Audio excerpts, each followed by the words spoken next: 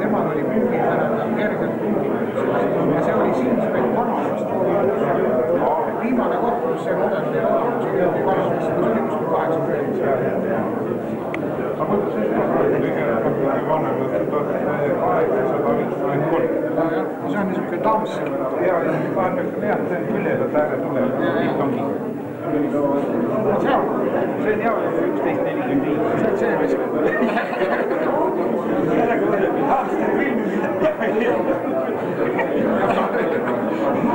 ja see on huvitav.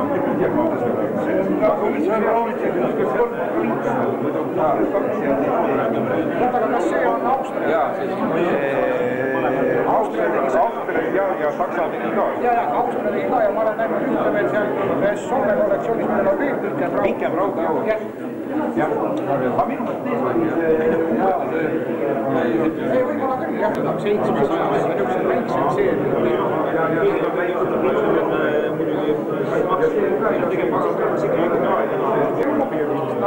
Tere tuttav mees.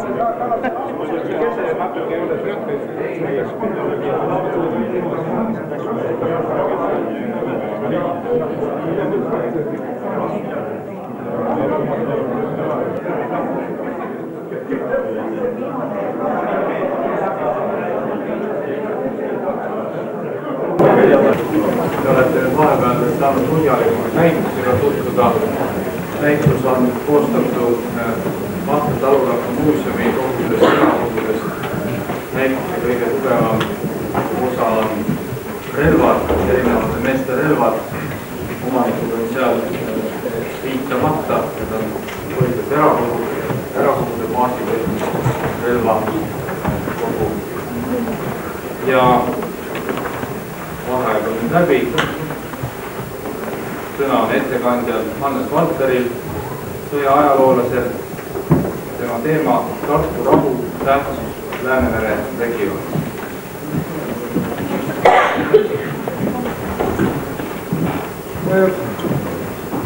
Austatud kuulajad, eelmised ettekandjad rääkisid meile vabadussõja sangaritest ja nii nagu ma juba ennist targade panekul ütlesin, iga sõja eesmärgiks on lõppkokkuvõttes rahu.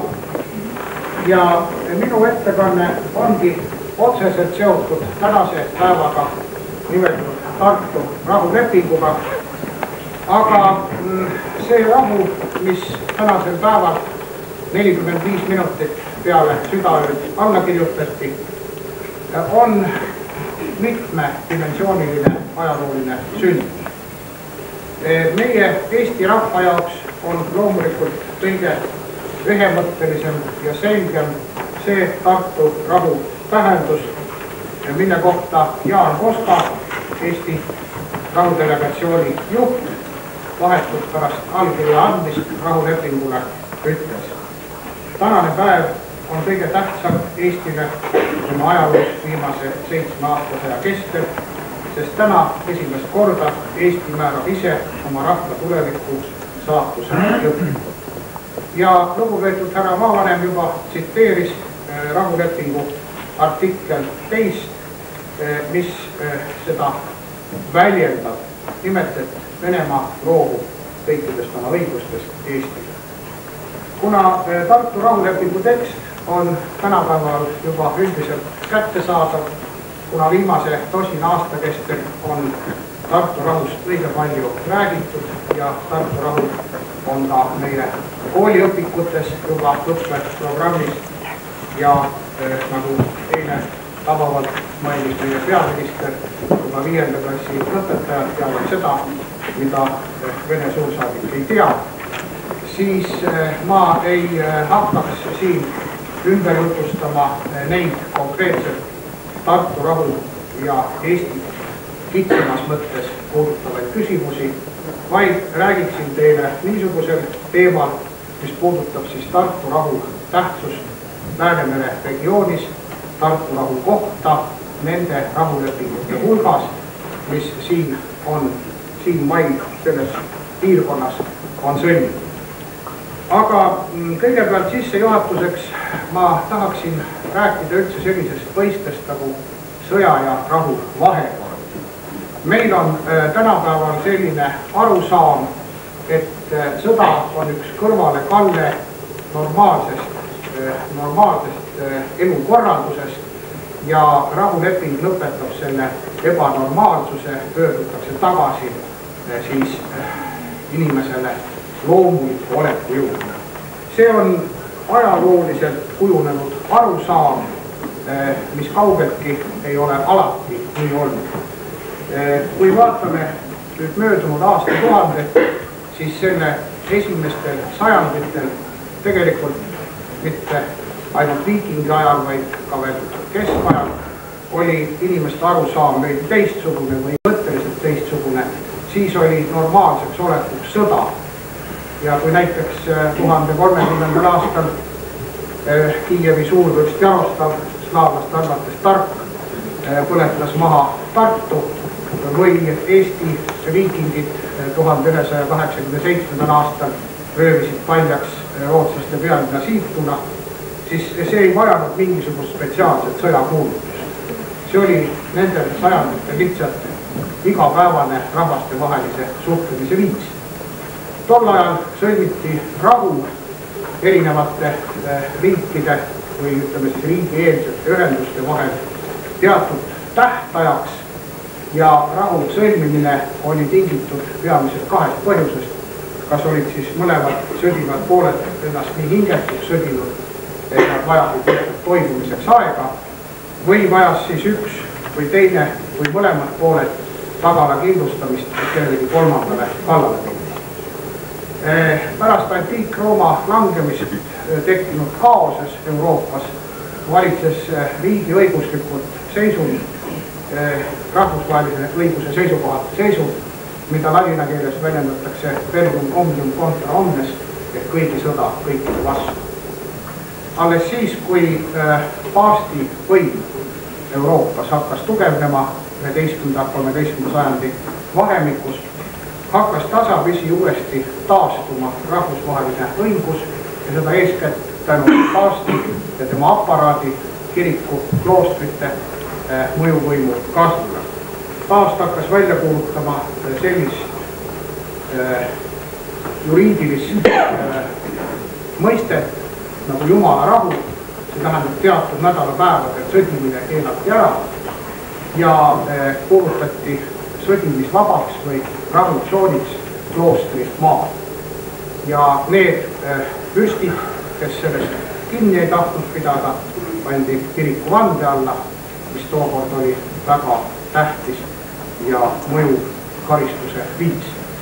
Kui me nüüd ajalugu veidi moderniseeriksime, siis võiksime öelda, et kusagil 13. sajandi alguseks kujunes olukord, kus paavst ja paavsti kuulija oli nagu tänapäeval ÜRO, tema kiriku aparaat oli nagu rahuvalvejõud ja kui riiakad vürstid ei tahtnud hea alluda, siis rakendati rahule sundimise jõude, milleks oli keskaegsed rüütlijõud, mis ei allunud ühelegi valitsejale, vaid otse paavstile.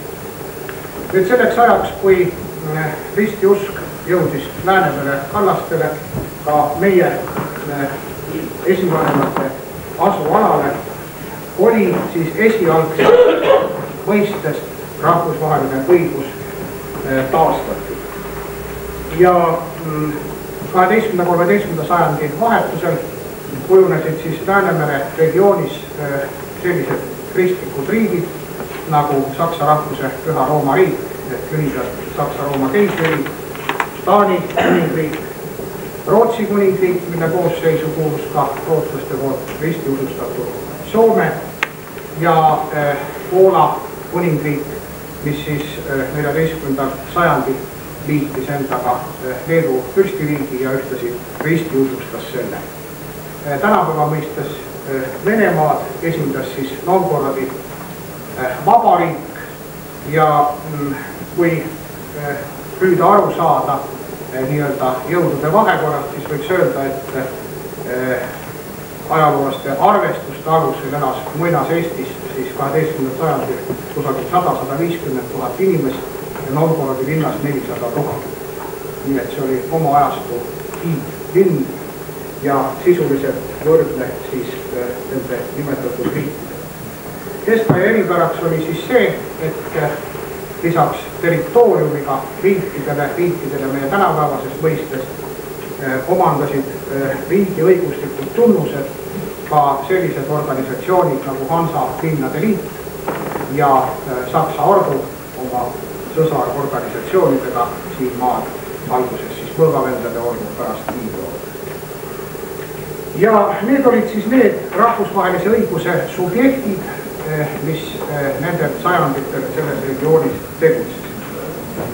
Sõdisid ja sõlmisid rahu. Ma ei oska täpselt öelda, kui mitu rahulepingut Läänemere ümbritsevate riikide vahel ajaloo jooksul on sõlmitud, aga see arv on kusagil umbes 300. Ja Tartu rahu, mida me täna siis mäletame, on 10–15 kõige tähtsama rahulepingu hulgas. Millega rahulepinguid võib hinnata või kuidas öelda, mis on tähtis, mis on vähe tähtis.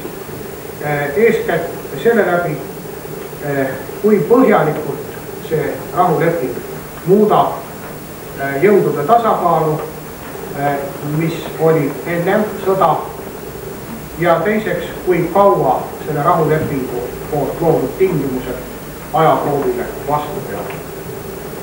Ja siin ma loobuksin nii-öelda kronoloogilisest printsiibist ja vaataksingi siis rahulepinguid Läänemere piirkonnas vastavalt nende tähtsusele, nende mõju pikka ajas.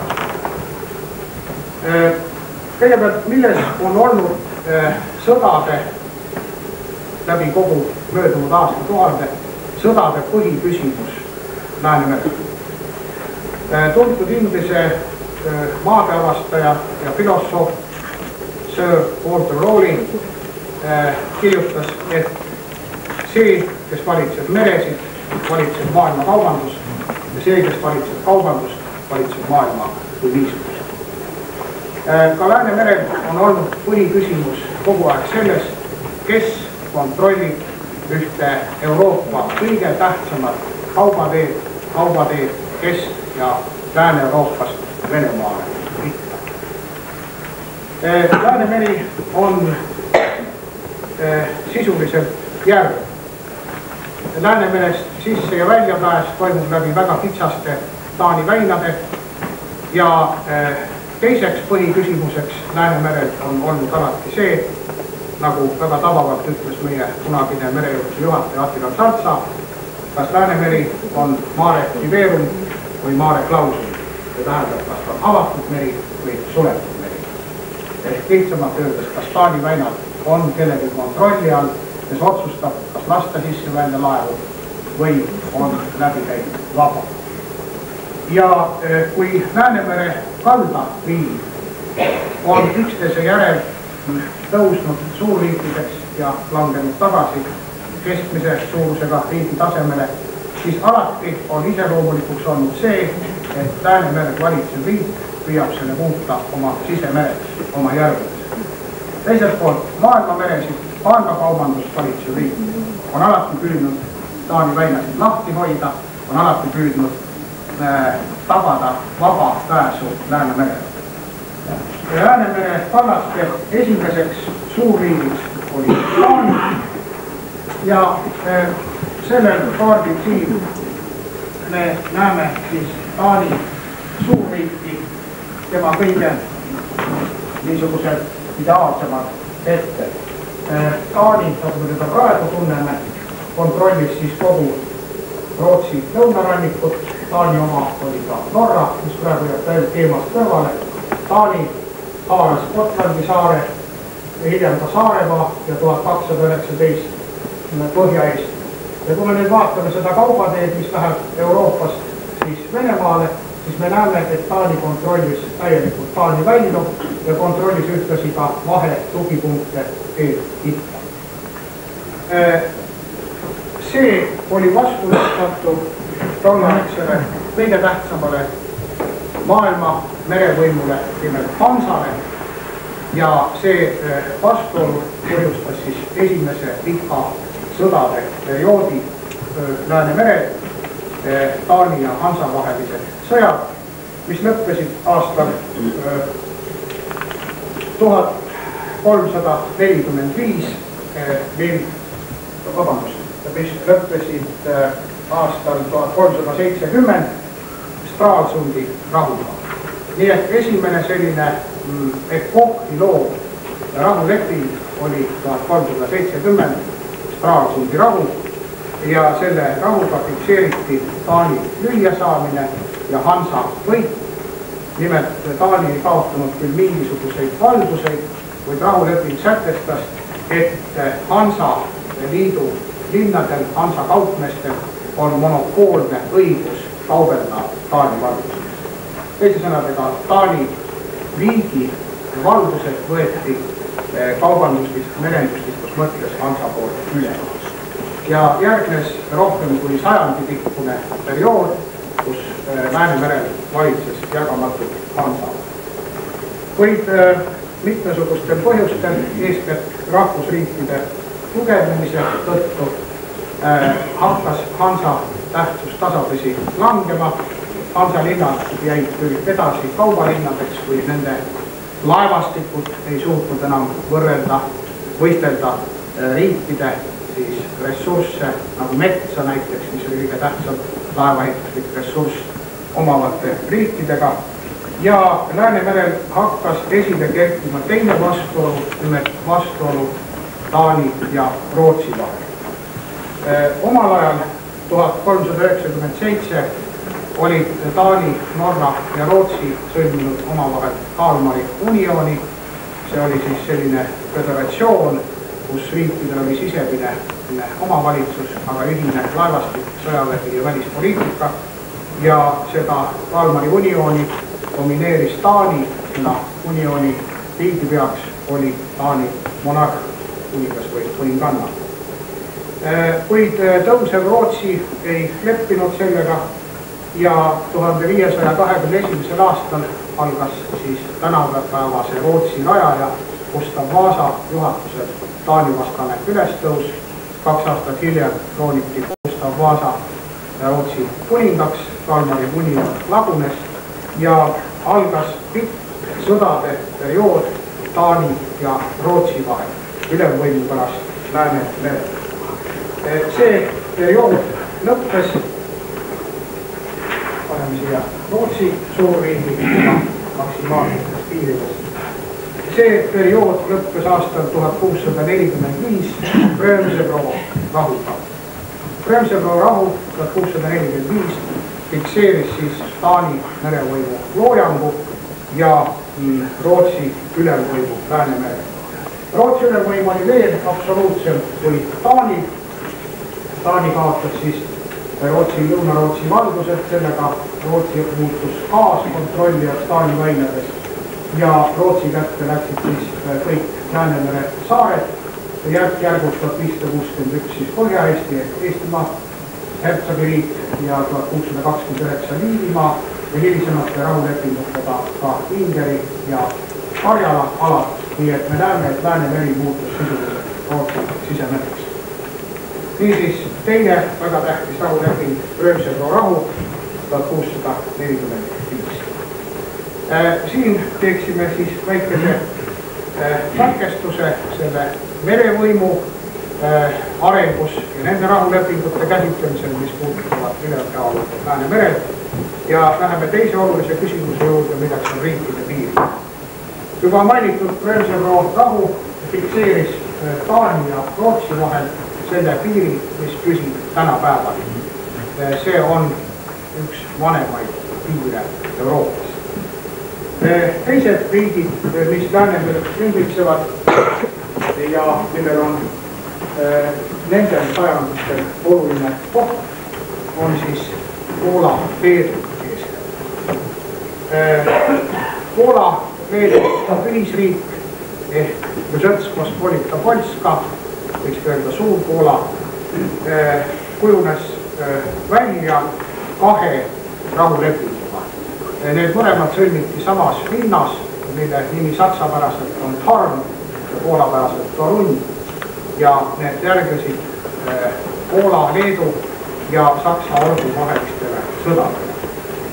Esimene leping sõlmiti Torunis aastal 1411, see on siis aasta pärast Ida-Euroopa riigiaegade suurimat lahingut, Tannenbergi ehk Grünwaldi lahingut 1410. Kõik, ma usun, teavad seda Sienkiewiczi romaani Eesti rüütide järgi ja ilmselt osa on näinud ka Poola mammutfilmi Eesti rüütid, kus Tannenbergi lahingu stseenides mängib reaalselt 7 meest, 3. Poola armeest. Kahjuks ei ole seda filmi uuesti näidanud. Selle rahulepinguga fikseeriti siis Saksa ordu laienemise lõpp. Esimene Toruni rahu 1411 sõlmiti status quo ante alusel, see tähendab siis mindi tagasi sõjaeelse olukorra juurde. Saksa ordu oli saavutanud oma maksimum. Saksa ordu piir on siin näha. See oli siis hilisema Ida-Pressimaa aladel olev Saksa ordu. Vahepeal oli Saksa orduga käes ka Žemaite ja siis Eesti ja Läti alad, tähendab Eesti, Läti, Leedu alad ja Ida-Preisi alad. Nii et Saksa ordu oli sel ajal Läänemere idakalda valitseja ja tahtis siis edasi liikuda sisemaale, kuid see pandi seisma ja siinsamas, siin on saksapärane kohanimi Farm, Torunis sõlmiti siis esimene rahu, mis Saksa ordu edasiliikumise seisma. Järgnes pikk sõdade periood, vaheldumisi vaherahudega 55 aastat ja aastal 1466 sõlmiti teine Toruni rahu, mis fikseeris siis juba ordu põhjaliku lüüasaamise ja ordust jäi järele ainult riist. Siin on siis näha see, mis Saksa ordust peale teist Toruni rahu alles jäi. Kõige varsti algas reformatsioon ehk usupuhastus, ordu kui katoliiklik organisatsioon lakkas olemast, 1525 muutus ilmalikuks Preisi hertsogiriigiks ja Preisi hertsogid said Poola kuninga vasallideks, nii et sisuliselt need alad allutati Poolale. Nende 2 rahulepingu läbi kujunes siis Suur-Poola, siin kaardil ärge pöörata tähelepanu millelegi muule, kui ainult nendele välispiiridele, need olid siis tollaegse Poola piirid. Poola oli sel ajal Euroopa tähtsuselt teine riik Prantsusmaa järel. Poola oli tunduvalt suurem ja võimsam riik kui selleaegne Venemaa ja siin jällegi ma juhiksin tähelepanu sellele, et tänapäevased teadmised näiteks rahvaarvust riikides ei ütle mitte midagi nende sajandite kohta. Siin on mõningate riikide rahvaarvude võrdlus. Umbes aastal 1700 näeme Prantsusmaal on 21 miljonit elanikku, Venemaal 20, aga tohutu hõredalt asustatud aladel. Poolas 15 miljonit, tollaegses Hispaanias 6, Inglismaal ainult 5,5 ja Rootsis kõigest 3 miljonit.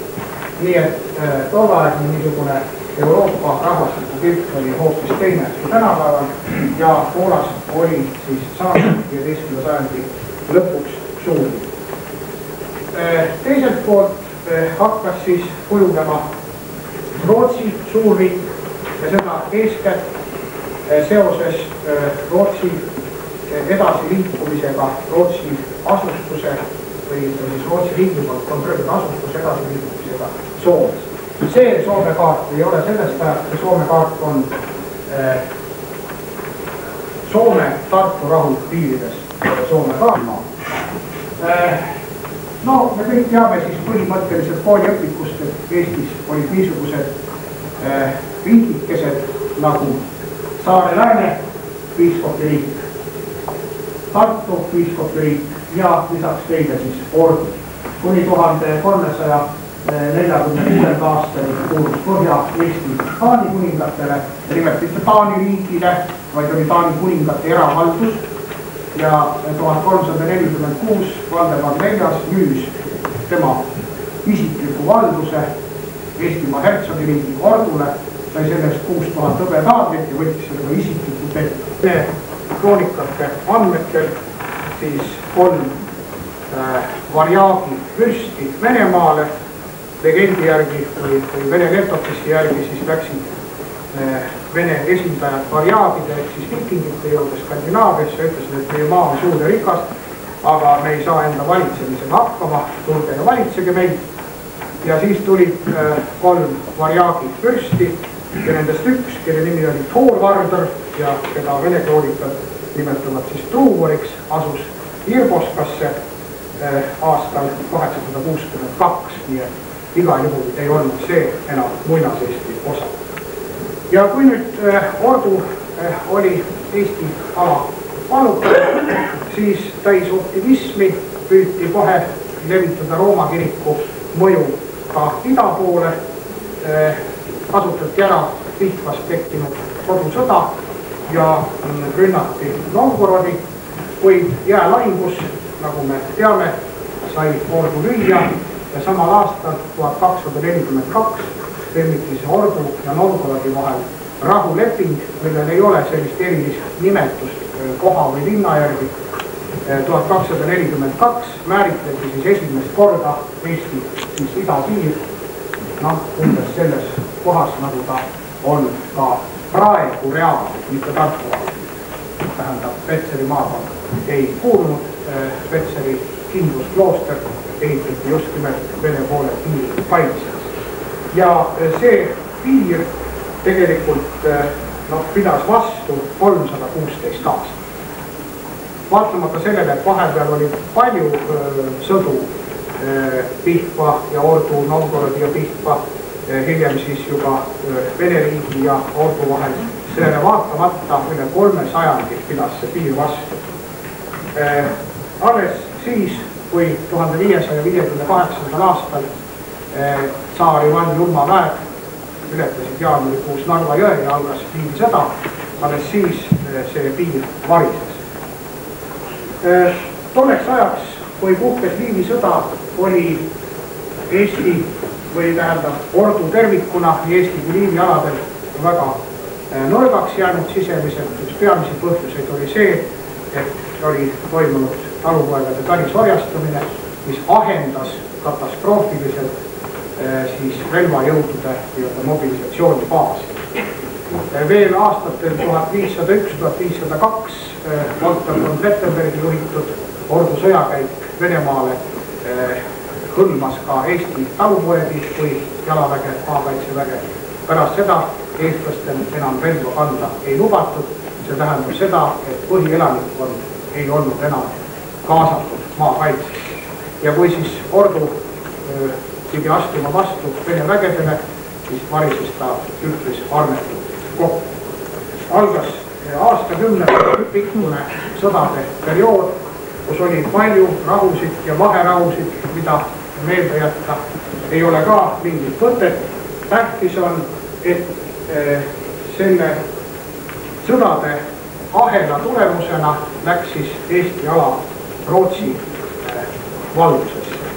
Ja siin tuleme siis tagasi selle sama Rootsi suurriigi kaardi juurde, mida me kord juba vaastasime, aga nüüd siis nagu Eesti aspektist.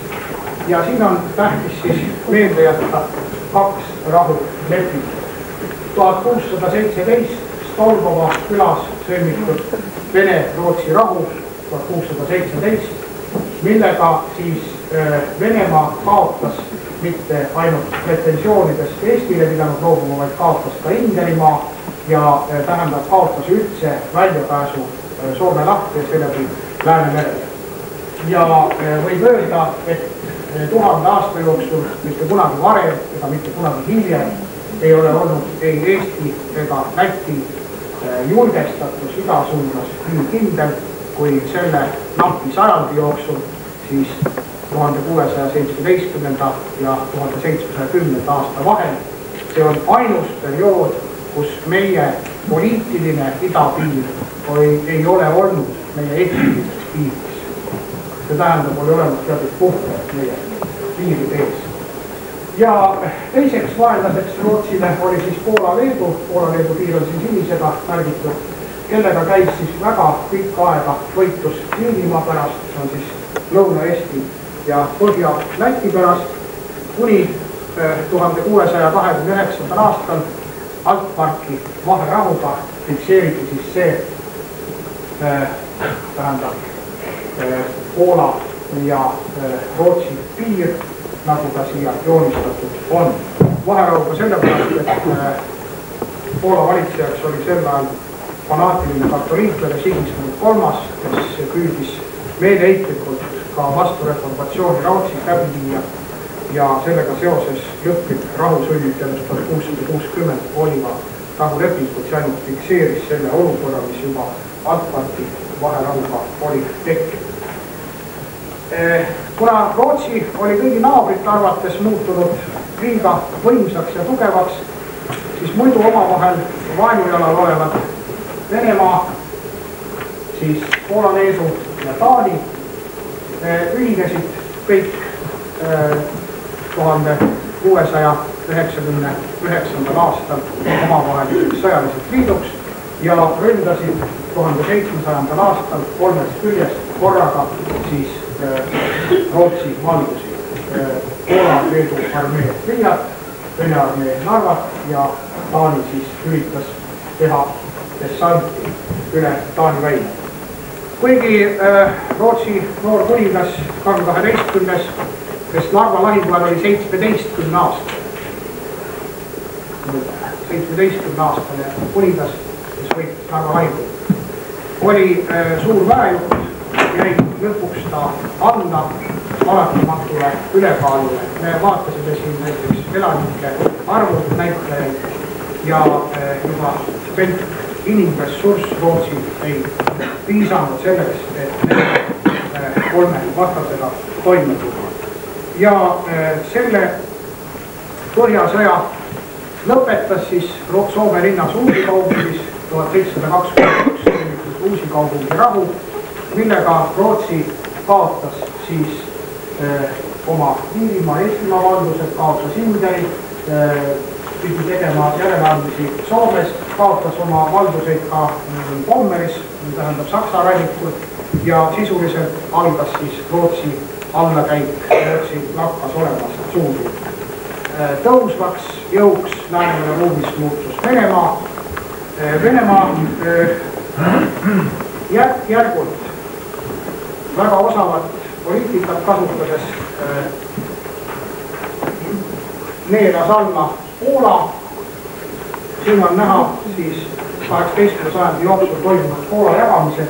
Siin number 1 on mainitud need alad, mida siis esimese jagamisega saadi, teise jagamisega ja kolmanda jagamisega aastal 1795 Poola praktiliselt siis oli Venemaa poolt hõivatud, et rahustada teisi pretendeite, siis anti natukene ka Austria-Ungarile ja Reisimaale, aga lõviosa sai Venemaa. Ja Poola kurvaks saatuseks oli see, et viimane Poola kuningas Stanislav August Poniatowski sunniti Peterburis alla kirjutama dokumendile, millega ta aktsepteeris Poola riikluse, Poola kodakondsuse mõiste Poola likvideerimise. Järgmiseks ohvriks sai siis Soome. 18. sajandi kestel pidas Rootsi Venemaaga terve rea sõdu, kuid otsustavaks sai siis viimane 1808-1809 peetud sõda, mille järel Hamina rahuga 1809 Rootsi oli sunnitud loobuma kogu Soomemaast. Selle sama kulla juurde tulles üks küll tähtsusliku fakt.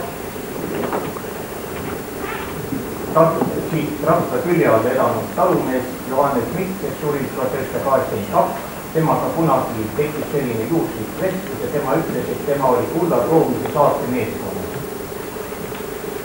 et kulda olid saatnud siis, kulda oli olnud regede peal ja olid saatnud Eesti, kui Vene sõdurid olid saatnud Eesti. Hiljuti surnud rinde fotograaf Taavet Kosta kirjeldab oma fotosid ja ühte paremat fotot, kus ta pildistas voorivankrit. Ja voorivankrit olid siis, voorivankritel oli taustad lummelagedid, kus venelased ei olnud jõudnud oma laikoja korjata. Viljandi mees, kes voolib puidust välja mitmetel kõikvõimalike tööidega, on siis kujutanud ka hobust ja vede, mille peal on 6 tall. Tema käest kahjuks ei saanud küsida, mis ta selle motiivi võttis, et momendil on ta bronhiidi kall. Aga millega toob?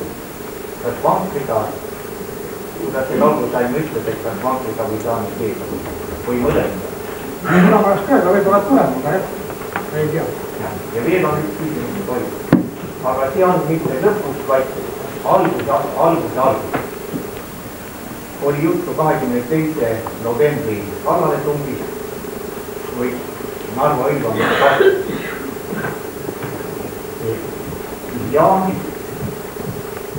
tegelikult vabadussõja alguses sulle loetakse 28, aga ega see sõda ei katsu. Sõda tegelikult algas ikka 22, sest siis ettevalmistused käisid. Ja üheks ettevalmistused tegijaks oli Rapla mitte kaugelt pärit mees Otto Rästas, kelle mälestussammas on sellest mälestussammast, kui me täna liidet panime mitte kaugel, aga ma ei kutsu mitte seda mälestussammast lõhkuma, vaid seda säilitama.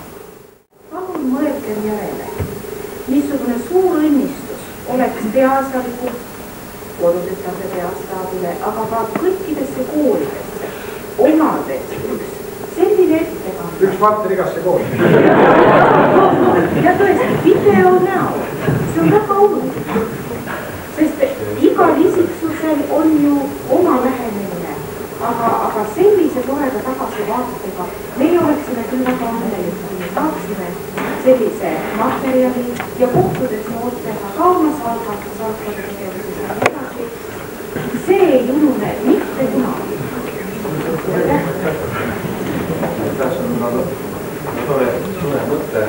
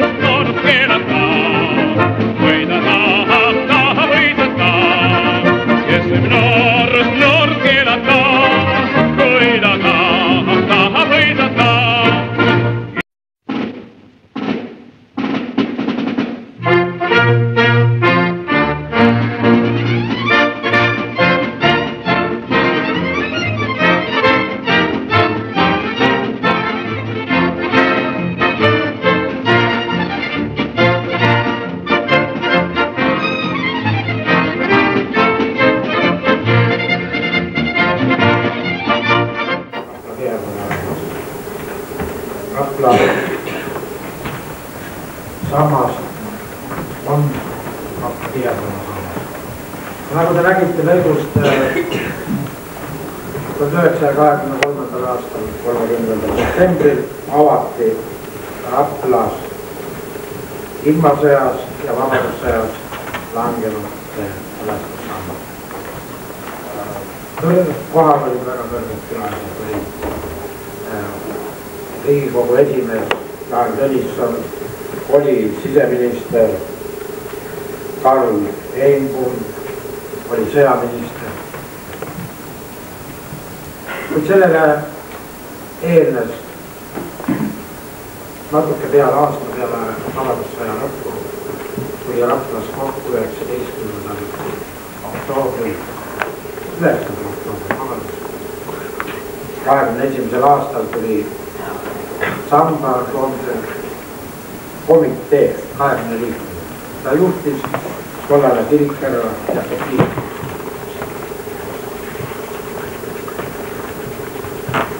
Kui nüüd hüpata natuke praegust aega ja mõelda. Väga palju on kuulda kogu aeg, et Rapla on üks imelik koht, Tallinn neelab ajud ära, Rapla ei tee midagi, Rapla on hüüd. Kuid mõelge, natukene üle aasta oli vabadussõjast, kui olid Rapla inimesed kokku tulnud, et tuleb märgistada nende inimeste teod, kes vabadussõjas langis. Konkurssi ei korraldatud. Paluti skulptor Jaan Koordil teha vabadussammas. Eeltööd kestsid kuni 23. aastani, korjati raha annetustena, ainult annetustena. Eesvedajaks oli kogudus ja nii oligi, et juba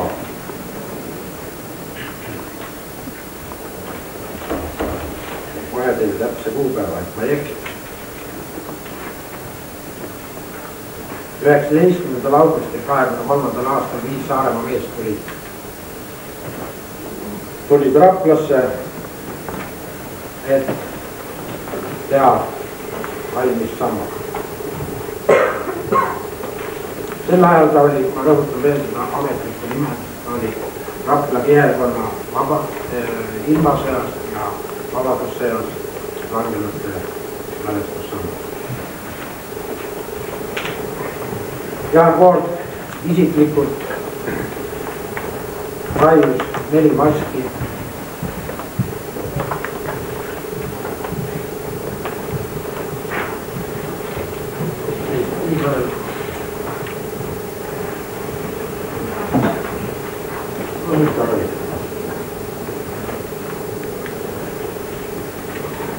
Igasse ilmakaarde. Need on Koord isiklikult tööd. Peale selle sarkofaag meenutab neid auto, mida ei tea. Kõikidel langelusel oleks seda auto. Nii nimetatud Rootsi rist. Kui pealt vaadata seda sammast, siis see hekk ja teed odustavad ka Rootsi risti ja sammas on pealt vaatas risti keskel. Ümber koondati päikeseristid või Rootsi ristid ja moodustati nagu väike kallis.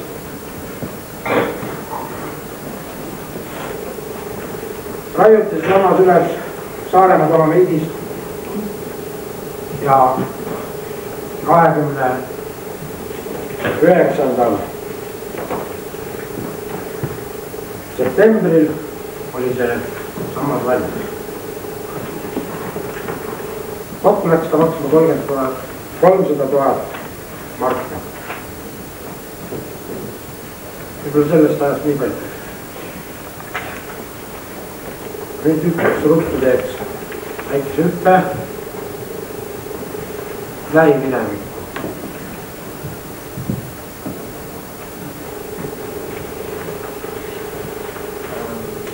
Rapla jaoks oli üks huvitav aasta 82. või 88. aasta. Üldse Eesti ärkumise ajas oli 88. Huvitav aeg, kus Raplas hakkas asjad väga kiiresti liikuma.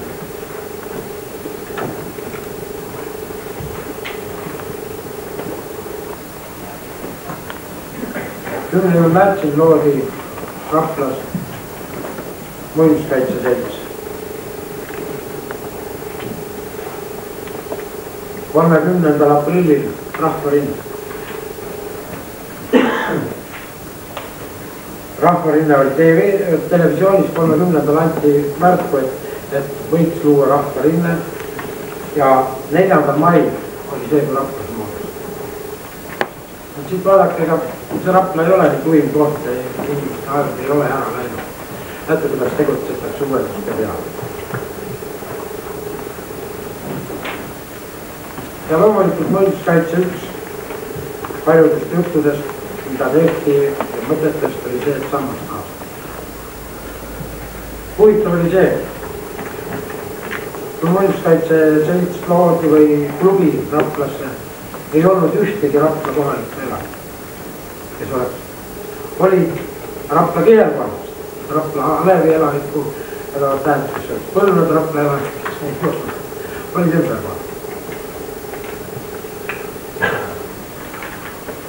Aga see, et sammast taastada, et see jutt tuleks tegelikult ju, kui meenutame ajalugu, see 87. aasta lõpus, kui ajalehtedes tekib poleemika, kas mitte taastada enditu.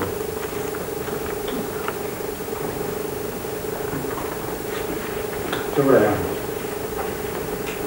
Ja ta taastati, kui algul ei pannud siin aasta arve, vabandust ja aasta arve. Sealt algas see poleemika ja tekkis julgust, kui hakati avalikult rääkima. Üle Eesti hakkas siis 88. aastal sammast avamine meie jaoks. Rahvarinde osas oli see, kuna ta oli registreeritud, siis rahad läksid Rahvarinde arvele. Tänu sellele on ka meil teatud määral kuupäevad vähetas. 88. aastal peale juunikuus oli, kui sambatekid välja kaevati, 25. juunil oli Valtus koosolek, kus olid koos Rahvarinde, muinsuskaitse, rohelise liikumise juhatused, kus võeti ametlik kivi tollasele võimuorganile täitevkomitee, et palume uurida ja avalikustada samba lõõkumine ning võimalikult kiiresti taastada. See näitab minu meelest Rapla inimeste sellist teatud määral üksmeelt. Erinevad liikumised võtsid, kui oli asi tõsine midagi teha, siis muud probleemid langesid taha.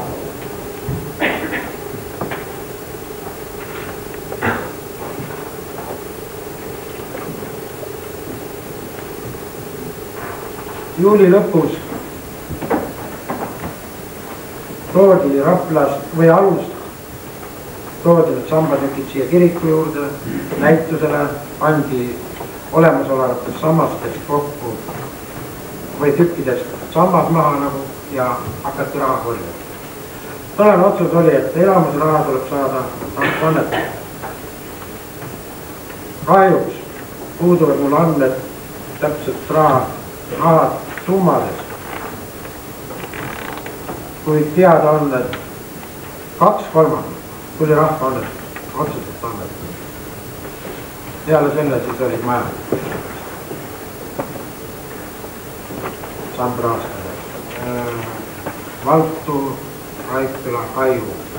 Kaiu oli rahva keelpannad, Kaiu annetus. Ja miks ma ütlesin enne Jüri Sammas? Jüri Samba avamisega, seal oli Tõnu Maara, tollane Läti õppejõud, struktuuriõppejõud, oli seal tegevuses ja Jüri Lati oli seda nime kuulnud ja otsis selle mehe üles.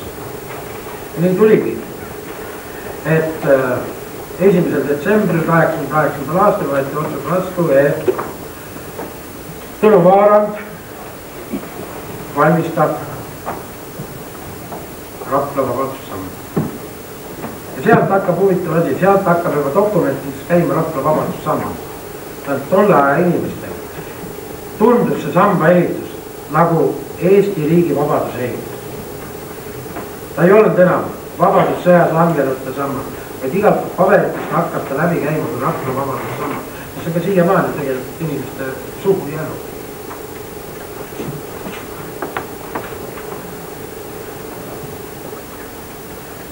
detsembri lõpus või keskpaiku käisime Saaremaal, Tõnumaaral, Jüri, Latik ja mina kokku leppimas, kaarmas, et kas Saaremaa veediraiujad võtavad sellise töö ette. Tingimus oli üks, tuleva aasta Jaani laupäeval, täpselt nii oli jutt, Jaani laupäeval me peame samba avada. Mehed võtsid asja ette, peale selle tehti tööjoonised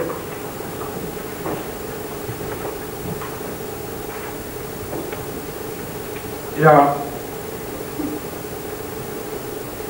kui ma lugesin ühte artiklit 88. aastast, siis öeldi, et ei tea, kas me suudame nii kiiresti, kui 23. aastal tehti see samas, kas me suudame nii kiiresti seda saada.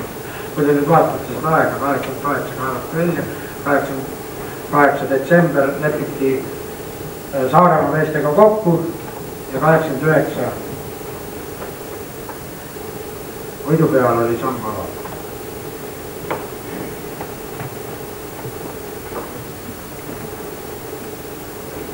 Minu meelest on see üks näide, et on väär ja vale on see, et kui Raplust öeldakse, et Raplust ajud ära poole. Tundub, et Raplusse poole vajatud juht. Rapla inimesed on võimuliselt väga kiirelt täpselt ilusti tegema.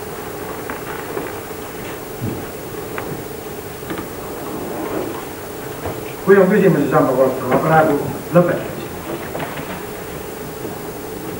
Aga üks asi veel. Nii palju, et sammas kokku läks maksma 42 rubla. 42 rubla. Just. Ja samaaegselt, kui Eke inseneride meeskoor oli samba avamisel, selline andis kontserti sellise tingimusel, et te toitlustate meid, annad süüa ja juua. Siis terve nende meeskoori toitlustamine läks maksma 50.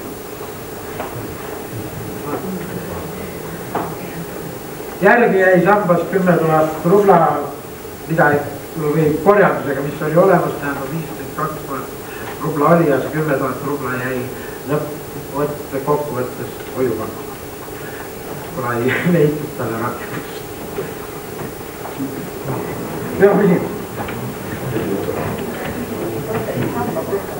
Sambal on terve rida nimesid, kas on teada, kas keegi on uurinud nende elulugusid ja ka rahva kandiseerimine?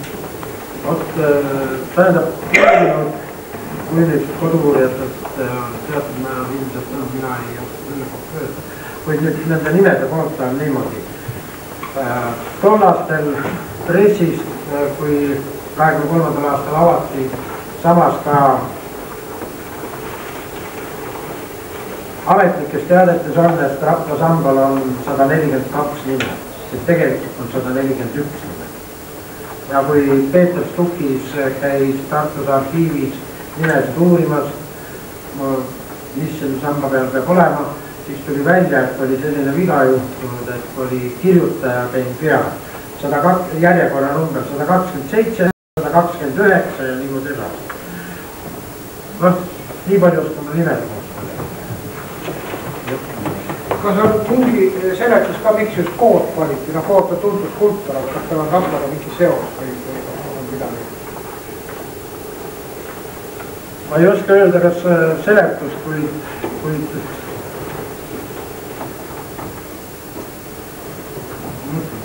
Kurtil oli hagemus. Ei olnud, Tarkovil oli hagemus. Ei, ma ei oska öelda, miks Koot. Kuid minu isiklikust vaatevinklust see oli parim lahendus. Vaadake, see on Eesti ilusaim sama.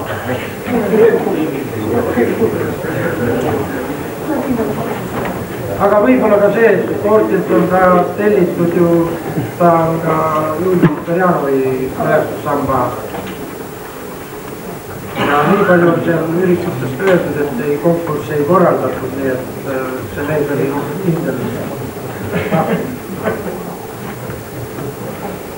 Jah. Sa ütlesid, et 10 000 kroon või rubla jäi omal ajal veel üle. kas on teada, mis sellest on saanud. Kuna selles samas ilusas mõõdikus on võetud just selles suunas pilt, kus samas hakkab üleval selle risti juurde lagunema. Ja meil on mitu korda juttu olnud, et kuidagi tuleks seda taastada, kas see on liiga kiire töö tulemus, et ta juba 10 aasta pärast hakkab lagunema. See pole nagu normaalne. Kas saaks seda kasutada või millised plaanid on, et see ilusaid samas ilusad? Arvan seda, et see on nüüd mittegi liiga kiire töö tulemus, vaid on materjali viga vastavalt ka mehed, Saaremaa mehed, kes seda sammast üles panid eesotsas Arnold Saiaga, ütlesid, et nad püüdsid valida parima materjali, mis neil oli võimalik. Ja samas oli ka seda, et nad püüdsid ka samad tooni hoida, nagu eelnes ommas oli. Aga see oli ilmselt materjali viga, kuid veel kord tollane väga samba taastamisel tugevat tööd teinud Olev Salvusega rääkisime täna veel, et kevadel nagu ilmad iluseks läheb, teeme selle asja korda.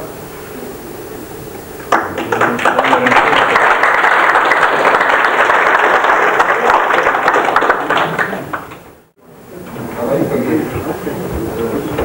ei saa ka rääkida tulevikust ilma minevikust ja võib-olla ma annaks kiire ülevaate sellest, mida on Eesti juba teinud NATO poole pürgimisel. Kahemärkseks võib-olla, see on nagu naljakas, aga pealkirjas või selles ettekande nimetuses on sätestatud ka üks tõsine probleem. Eesti kaitsevägi tee NATO. Tähendab, ma arvan ja soovitan küll lausa, et NATO-sse läheb Eesti liit, Eesti kaitsevägi ja Eesti jätkub. Esimene võib-olla samm NATO suunas. Ma ei ütle, et ta oli päris täpselt suunatud, et potentsiaal selleks, et näitama, et Eesti läheb NATO-sse. Oli kuulus, kui kuulus, mitte enam. Seda täpselt isegi öelda, seal oli ülevaade sellest Iisraeli relvaost. Ühelt poolt oli sunnitud samm, et sellele väga noorele kaitseväele oli mingi relvi vaja. Oli saadud relvi Rumeeniast, kes ta tõrgis sellele, et seda rauda saab bussiga öelda, kui noada võitleda. See oli tõesti niimoodi. Varianti oli väga vähe. Reaalselt oli kaks varianti. Lõuna-Aafrika ja Iisrael. Käid mõlemad oma relvi näitamas siin. Katsetada sai mille kaastada. Väga head relvad, Lõuna-Aafrika relvad. Aga siin oli ka tegelikult 2 korda kallim, väga kallis Iisrael. Nii et see tehti ära. Ja ma arvan, et see teatud määral oli mingi märge automaatide kaliiber oli vastavuses NATO standardites ette nähtud kaliiber. Järgmine väga tõsine samm Eesti poolt oli just 1994. aasta veebruari alguses, kui toonane ja ka praegune kaitseminister Jüri Võrk kirjutas alla NATO programmi partnerlus rahulinna. Iseenesest see programm ei olnud ilmselt mitte midagi. Seal oli väga ehtmed nõud partnerliikidele, et jah, te ulatasite vaadake liivpilguga nende relvajõudude üle. Oleks hea, kui riigis oleks demokraatlik kontroll ja nii. Aga samal ajal NATO pakkus ka välja terve rea üritusi, et just erinevate riikide, partnerriikide sõjaväelised saaksid teha koostööd NATO riikide sõjaväe. Mul oli ka au olla ühed esimesed sellised koostööüritused, see oli 1994. aasta sügisel oktoobris toimunud külalt suure rahvusvahelisel õppusel Operative Spirit koostöö vaim Hollandis koos ühe rühma poistega võitles ohvitserid vastuselt sellepärast, et keegi ohvitserid näeks, mis aitab NATO sõjalise külje pealt olnud. Ja siis hakkas see masinaväed üsna kiirelt tööle. 1995-1996 aastal oli niinimetatud PART ehk planeerimisavaldusprotsessi esimene tsükkel. Kokkuvõtteks saime küllaltki kiitma hinnangu 11 ülesande täitmine teiste täielikult, aga neil oli osade täidetuseks need oma pikemat aega ette valmistuks. Võib-olla tänu sellele programmisele esimesele tsüklile me saime käiku taastusime Eesti kaardi tootmise ja nüüd need kaardid, mis juba toodetakse, need on täielikult vastavalt NATO kriteeriumistele. Ajakirjandusest oli varem lugeda, et Leedu on kaugele jõudnud NATO-sse ettevalmistamisega, kuidas nüüd praegu on, kas siis Eesti on jätki jõudnud või on kahjud lõpus? Kahjuks ma olen sunnitud jälle järgima Hannes Valteril, me ei ole diplomaatilisel koosolekul. Toblid mehed ja hästi oskavad pageri silma. Aga ma olin just üle-eelmine nädal olin kohtumisel Põhjamaade ja Balti riikide kaitseväe juhatuse poolt. Põhjamaade poolt 64 lähega kindralid ja esindasin Leedu kaitseväe juhataja. Ma arvan, et ta oli see poliitiline käpp. Aga ta ütles niimoodi, härrad, et te vähendate oma armeega. Andke neile kõik, mis teil vihativad. Meie ei. Nii et see on nii palju. On jah küsimusi. Hädaline, palun seda viimast osa mõttes tegelikult.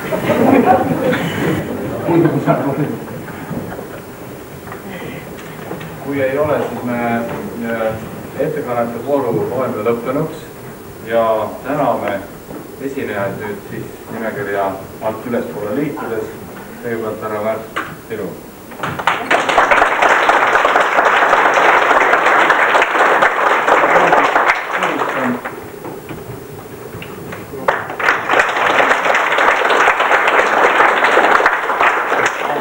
Kultuurivalitsuse Raivo Sarv annab ettekandjatele Rapla maakonna ajalugu käsitleva trükise 2. aastatuhande lõpul Rapla maakonnas. Autorist Kavel Saarisaar on Paisla. Ei ole küll enne oli oma küsija. Nii, edasi oleme Hannes Valteri.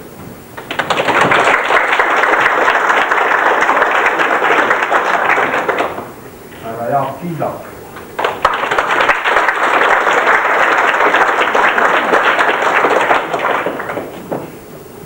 Ja härra Mati Õud.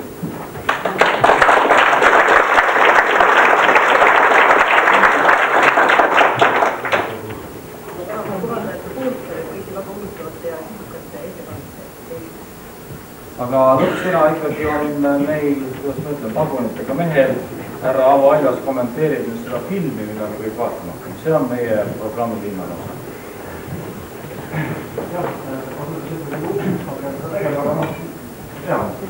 Kõik on päris põhimõtteliselt aastast tehti valmis Eesti Vabariigi 11 aastapäevaks ja meil on selle filmi juhatab sisse Hannes Valter. Selle filmi tegevusega rääkis kursis ja on muidugi kasutanud see ka enamus film tähendab Eesti Vabariik 75. Jah, isikukonsul. Ma meeletasin, et on hakkama väga vajaliku üritusega ja vabandust, et see jääb minuseks.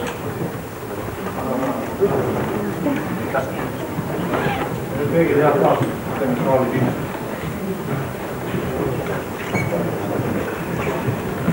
Seda ära kaasa võtta.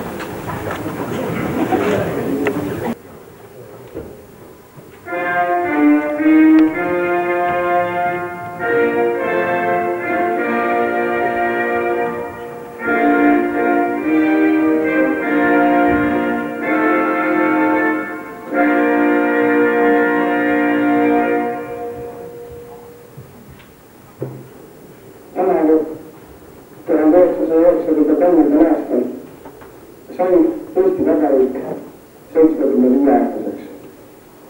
Meie õnneks on filmikunst veidi vanem ja selle tõttu on meil võimalik jälgida meie tagariigi 30 sajandi ajalugu dokumentaalkaadritelt.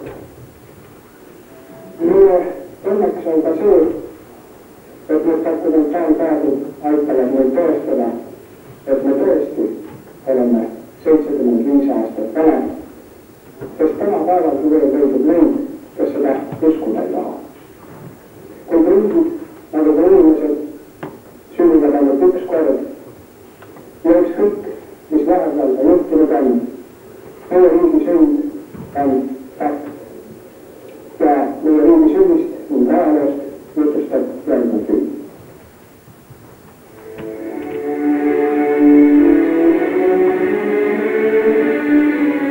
Esimese maailmasõja ja revolutsioonide tagajärjel muutus Euroopa senine poliitiline korraldus, tekkis rida uusi rahvusriike.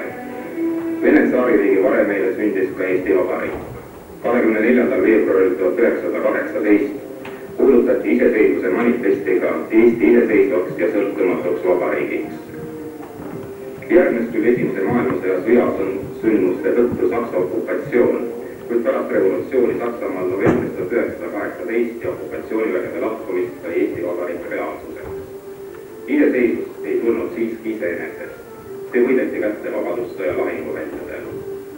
Kogu maa ja rahvas mobiliseeriti vastase vabaduse kaitseks.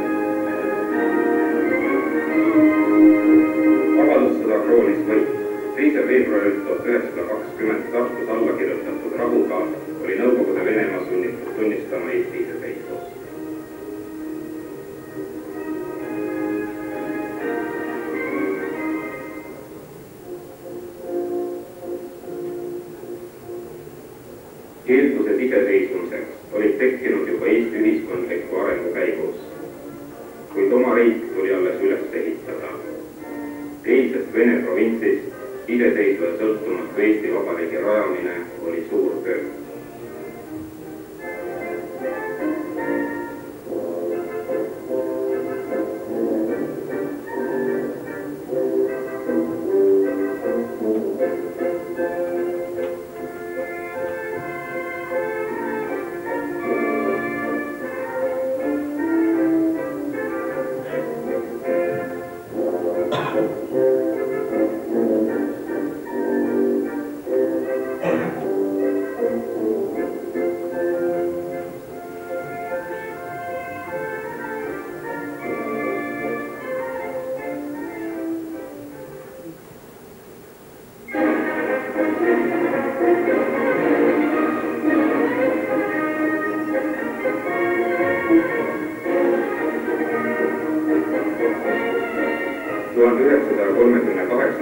aastal oli põhjus suurejooneliselt tähistada Eesti Vabariigi 20. aastapäeva.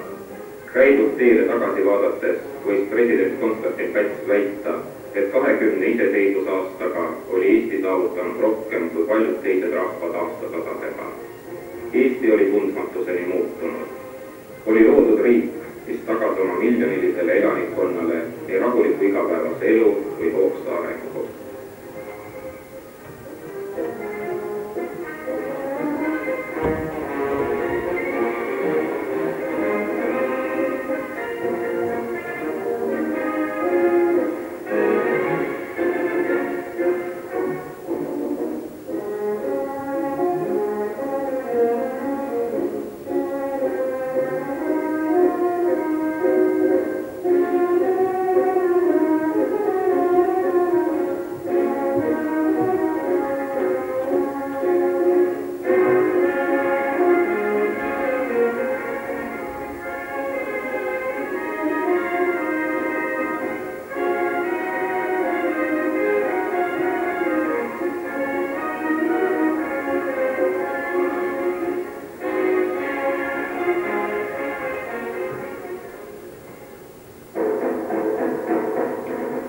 Eesti oli uus kui võrdõiguslik liige iseseisvate riikide peres. Eriline osa välispoliitikas oli koostöö pürgimustel Põhjamaadega. Rootsi kuninga Gustav V vastuvõtt Tallinnas 1929. aastal.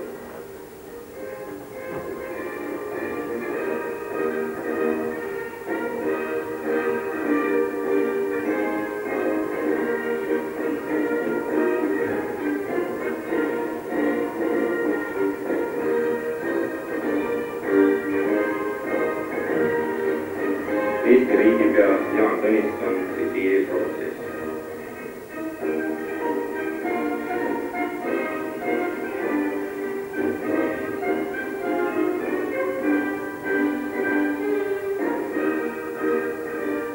Juhan Laidoner asetab pärja vabadussõjast osa võtnud Soome vabatahtlike mälestusmärgile Helsingis.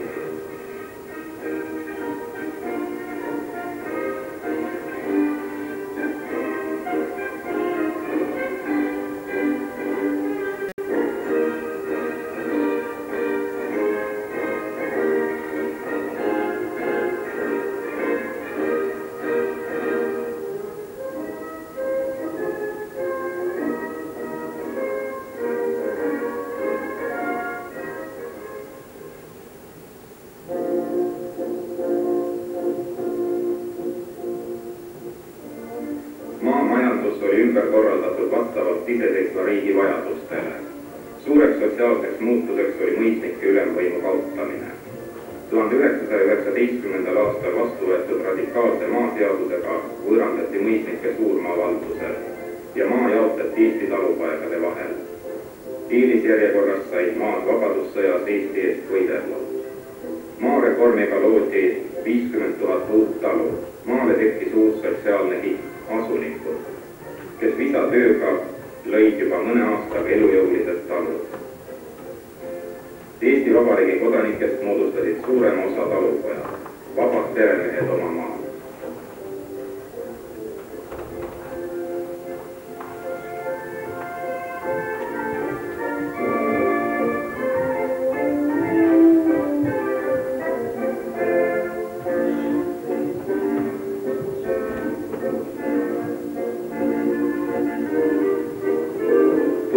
Muudatused toimusid ka tööstuses. 1930. aastate keskpaigas sihikindla riikliku majanduspoliitika tulemusel majanduslik kõrgperiood. Loodi täiesti uued tööstusharud nagu põlevkivikeemia tööstus.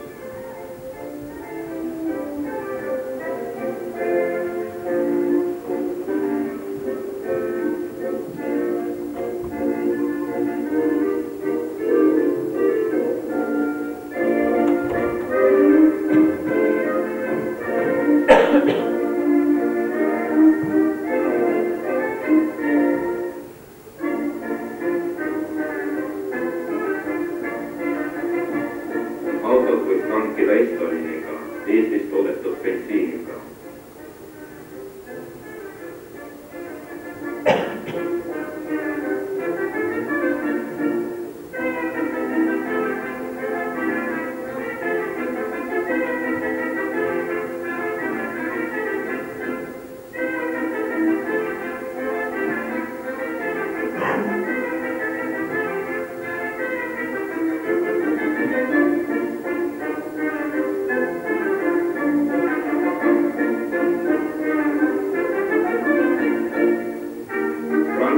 Vabrikus valmistatud vedur sõidab tehasest